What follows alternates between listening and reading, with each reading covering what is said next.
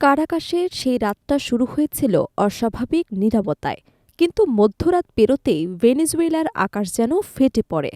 একের পর এক বিস্ফোরণের শব্দে কেঁপে ওঠে রাজধানী। বিদ্যুৎ সংযোগ বিচ্ছিন্ন হয়ে যায় একাধিক এলাকায়। রাস্তায় নামে সামরিক যান, আর সাধারণ মানুষ আতঙ্কে ঘরবন্দি হয়ে পড়ে। ঠিক সেই রাতেই হঠাৎ করে নিখোঁজ হয়ে যায় দেশটির প্রেসিডেন্ট নিকোলাস মাদুরো এবং তার স্ত্রী সিলিয়া ফ্লোরেস। পরদিন সকালে বিশ্ববাসী এক চাঞ্চল্যকর দাবি শোনে। যুক্তরাষ্ট্র বলছে মাদুরো দম্পতি এখন তাদের হেফাজতে। এই ঘোষণার পরপরই বিশ্বজুড়ে প্রশ্নের ঝড় ওঠে। একজন নির্বাচিত প্রেসিডেন্ট কিভাবে এক রাতের অভিযানে আটক হতে পারে? এটি কি সত্যি আইনশৃঙ্খলা রক্ষার অভিযান, নাকি এর পেছনে লুকিয়ে আছে আরও গভীর ভূ রাজনৈতিক হিসেব? স্থানীয় সময় শনিবার ভোরে ভেনেজুয়েলার রাজধানী কারাকাসে একাধিক বিস্ফোরণের শব্দ শোনা যায়। সামরিক ঘাঁটি, সরকারি ভবন ও কৌশলগত গুরুত্বপূর্ণ স্থাপনায় হামলার খবর ছড়িয়ে পড়ে দ্রুত। প্রত্যক্ষদর্শীরা জানান, আকাশে সামরিক হেলিকপ্টার চক্কর দিতে থাকে এবং শহরের বিভিন্ন প্রবেশপথে সেনা মোতায়েন করা হয়।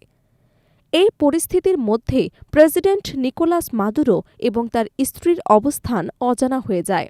এর কয়েক ঘণ্টার মধ্যেই যুক্তরাষ্ট্রের পক্ষ থেকে বিস্ফোরক এক দাবি সামনে আসে।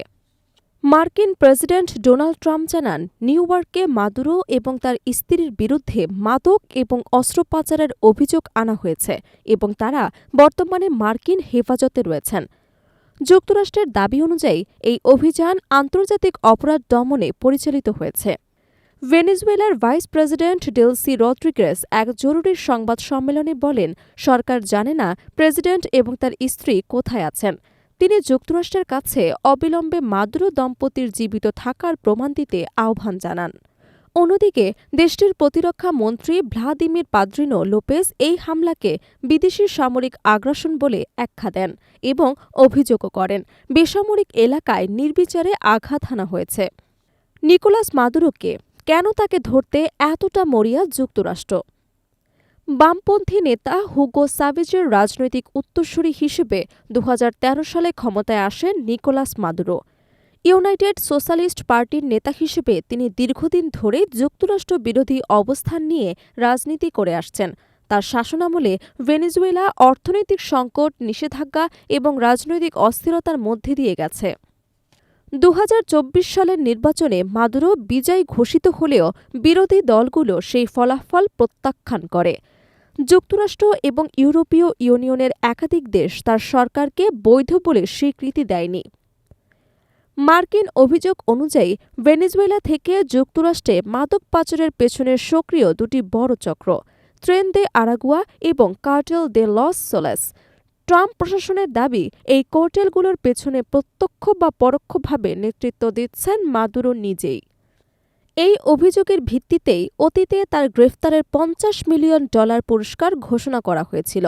মাদুরো বরাবরই এসব অভিযোগ অস্বীকার করে আসছেন। তার দাবি, ভেনেজুয়েলার বিশাল তেল এবং প্রাকৃতিক সম্পদের ওপর নিয়ন্ত্রণ প্রতিষ্ঠার লক্ষ্যেই যুক্তরাষ্ট্র তাকে ক্ষমতাচ্যুত করতে চায়। এই ঘটনার প্রতিক্রিয়ায় রাশিয়া, ইরান, কিউবা এবং কলম্বিয়া একযোগে যুক্তরাষ্ট্রের ভূমিকার নিন্দা জানিয়েছে। তারা একে ভেনেজুয়েলার সার্বভৌমত্বের ওপর সরাসরি আক্রমণ বলে উল্লেখ করেছে। ইউরোপীয় ইউনিয়ন শান্তিপূর্ণ সমাধানের আহ্বান জানালেও মাদুরোর বৈধতা নিয়ে প্রশ্ন তুলছে। বিশ্লেষকরা বলছেন, এই ঘটনা লাতিন আমেরিকায় নতুন করে বড় ধরনের ভূ রাজনৈতিক সংকট তৈরি করতে পারে। ভেনেজুয়েলার ভবিষ্যৎ, মাদুরোর অবস্থান এবং যুক্তরাষ্ট্রের দাবির সত্যতা সবকিছু মিলিয়ে বিশ্ব এখন তাকিয়ে আছে কারাকাসের দিকে।